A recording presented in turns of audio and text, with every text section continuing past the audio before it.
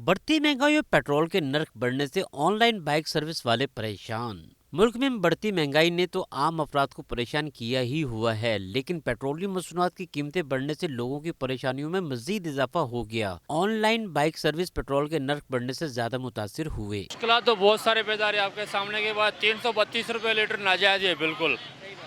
کوئی بھی کسٹمر آتا ہے ان کو پیسوں کا فیئر دیتے ہیں، وہ منع کر دیتے ہیں کہ یار اتنے زیادہ پیسے، مجبوری ہے، ان کی بھی مجبوری ہے، ہماری بھی مجبوری ہے، ہم کیا کریں، کوئی کاروبار ہے نہیں دوسرا اس کے علاوہ۔ یہ اللہ کا شکر ہے کہ اللہ پاک نے اس قابل بھی کیا ہے۔ اصل میں جب پیٹرول سستا تھا تو ہر چیز بھی سستی تھی، جب پیٹرول مہنگا ہوا ہر چیز مہنگی ہو گئی، جس وجہ سے عوام ابھی جو 50 روپے کرایا تو وہ کہتے ہیں ہم 30 روپے میں چلے جائیں۔ آن لائن 2 گھنٹے بیٹھے رہتے ہیں، سواری نہیں ملتی۔ بڑھ جائے تو ان کا بڑھ جاتا ہے اور کم نہیں کرتے، کم سے بجائے اوپر کرتے ہیں۔ جی کیا کریں، آئے روز ہے نا، ٹرانسپورٹر کیا، سواری کیا، لڑائی دنگے فساد ہر چیز پہ 10 روپے پہ، 20 روپے، 50 روپے پہ۔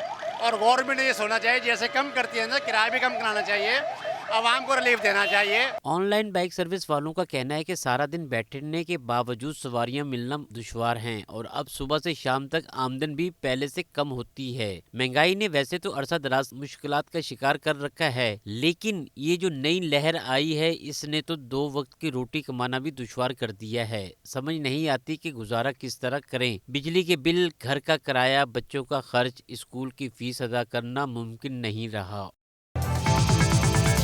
میٹرو ون نیوز، ہر پل کی خبر۔